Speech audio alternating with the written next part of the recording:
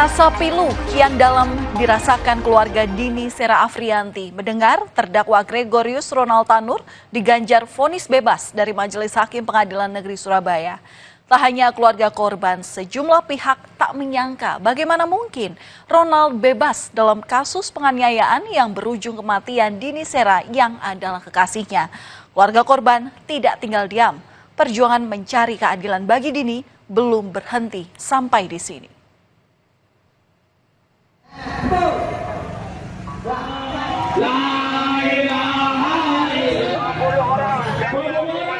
Gelombang protes terus mengalir di Pengadilan Negeri Surabaya pasca vonis bebas diketok hakim pada Rabu pekan lalu. Rasa miris dan prihatin diutarakan oleh massa dari berbagai kalangan. Massa menilai vonis bebas terhadap Ronald Tanur ini menciderai rasa keadilan atas korban. Warga ingin 3 hakim yang menangani kasus Ronald dipecat. Nasib tragis yang menimpa Dini juga menuai keprihatinan dari kelompok perempuan. Mereka mendatangi Pengadilan Tinggi Surabaya pada awal pekan ini dan meminta putusan Hakim Pengadilan Negeri atas kasus Ronald Tanur ini dievaluasi kembali.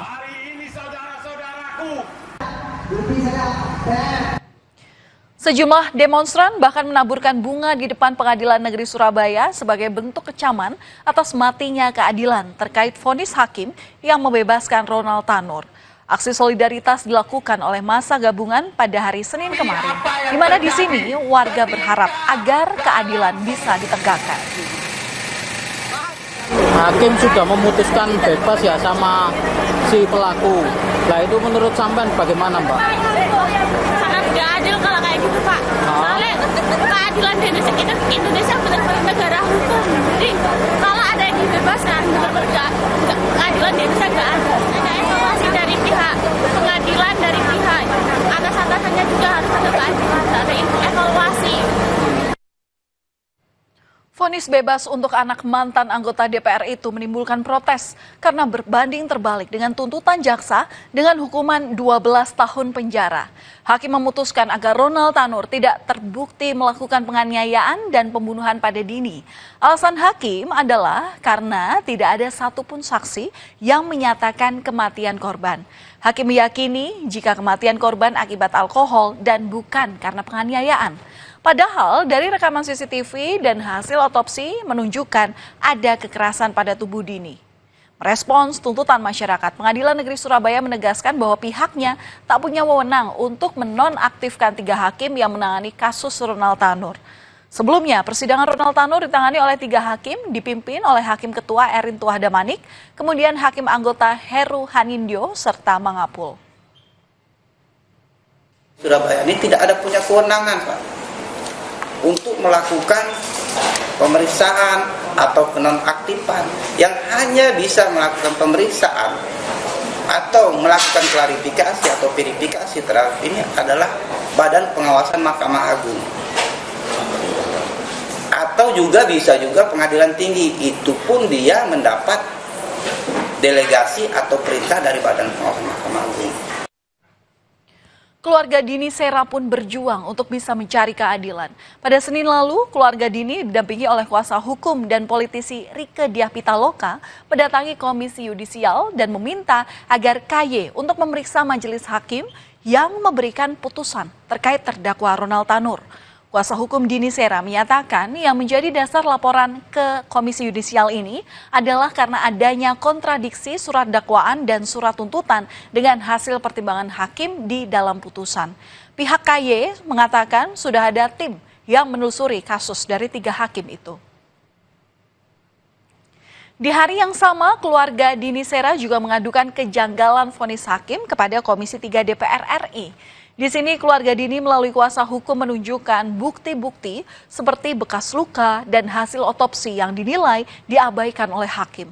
Sambil menahan tangis, adik Dini Sera berharap agar keluarganya mendapat keadilan dan terdakwa Ronald Tanur pun mendapatkan hukuman yang setimpal. Sementara itu, Wakil Ketua Umum Komisi 3 DPR Ahmad Sahroni menilai vonis bebas itu menjadi presiden buruk. Ya, mohon kepada Bapak pimpinan dari Komisi 3 untuk membantu terus kasus ini hingga selesai agar keluarga saya mendapatkan keadilan dan tersangka mendapatkan hukuman yang setimpal dan hakim segera ditindak juga dengan seadil-adilnya. Kan aneh kalau hakim menyatakan cuman gara-gara penyebab sah yang bersangkutan meninggal gara-gara alkohol. Ini presiden buruk, Bu Reke. Presiden buruk yang terjadi di Republik ini di Pengadilan Negeri Surabaya. Diduga ada hengki-pengki terkait apa yang diputuskan oleh hakim. Diduga ada hengki-pengki.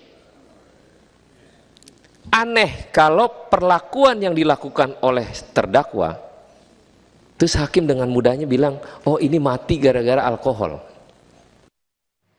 Tak hanya perkara vonis kontroversi, sebelumnya kasus Ronald Tanur ini juga telah menyita perhatian publik. Lantaran Ronald diketahui merupakan anak anggota DPR Komisi 4 dari fraksi PKB yakni Edward Tanur.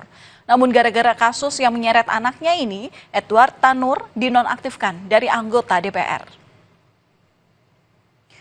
Siapa sangka, saudara, hubungan Ronald dan Dini ini berakhir secara tragis. Kami putarkan lagi visual sosok korban yakni Dini Sera, kekasih dari Ronald Tanur.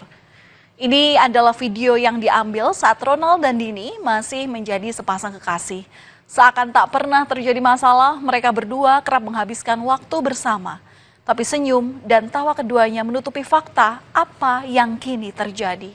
Buntut kematian tak wajar sang kekasih, Ronald didakwa dengan pasal berlapis yakni pasal 338 KUHP tentang pembunuhan, pasal 351 KUHP tentang penganiayaan, dan pasal 359 KUHP. Peristiwa kelam yang dialami oleh Dini bermula pada 3 Oktober 2023. Saat itu Dini dan Ronald makan bersama di kawasan Lakar Santri, Surabaya. Pada pukul 9 malam, keduanya datang ke tempat karaoke dan bergabung dengan rekannya.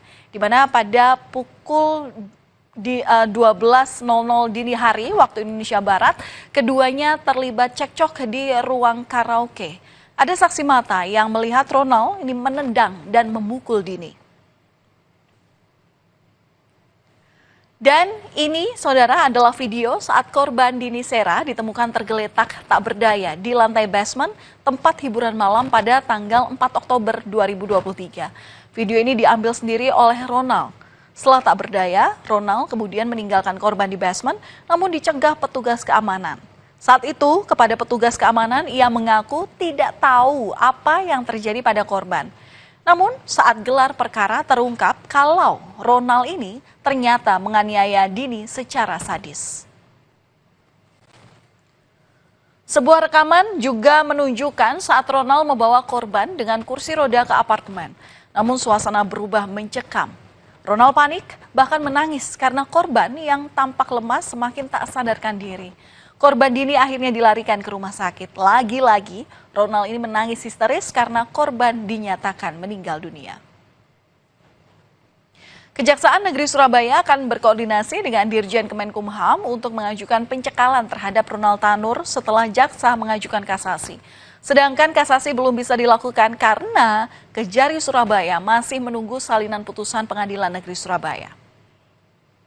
Kita menunggu, kita melakukan upaya kasasi dulu. Jadi dasar dari untuk melakukan cegah tangkap ini adalah adanya upaya dari jaksa untuk bisa melanjutkan kembali persidangannya ini. Artinya setelah kita nyatakan kasasi, nah itu salinan sudah kita terima, barulah nanti kita berkoordinasi dengan Kemenkumham untuk bisa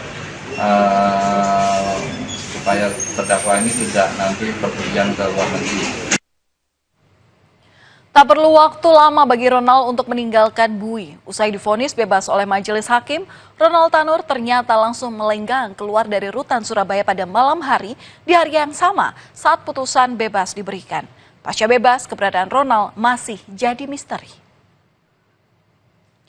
Dan dari penelusuran jurnalis Kompas TV, rumah Ronald Tanur di kawasan perumahan elit di Surabaya Barat tampak tertutup. Sebuah mobil terlihat terparkir di garasi rumah. Tidak ada aktivitas di dalam rumah yang hanya dihuni oleh asisten rumah tangga. Kejaksaan Negeri Surabaya terus memantau keberadaan Ronald Tanur, di mana Kejari Surabaya juga memastikan jika anak mantan anggota DPR itu masih berada di Indonesia. Kini upaya hukum kasasi menjadi harapan bagi banyak pihak untuk melawan vonis bebas Ronald Tanur. Kasasi menjadi jalan untuk memberikan keadilan bagi korban Dini Sera. Perjuangan mencari keadilan bagi Dini belum berhenti sampai di sini. Semoga keadilan bisa ditegakkan. Kami akan kembali usai jeda, saudara, mengenai informasi terkait buntut penganiayaan di daycare oleh pemiliknya, sejumlah orang tua yang menitipkan anaknya di Wensen School Cimanggis Depok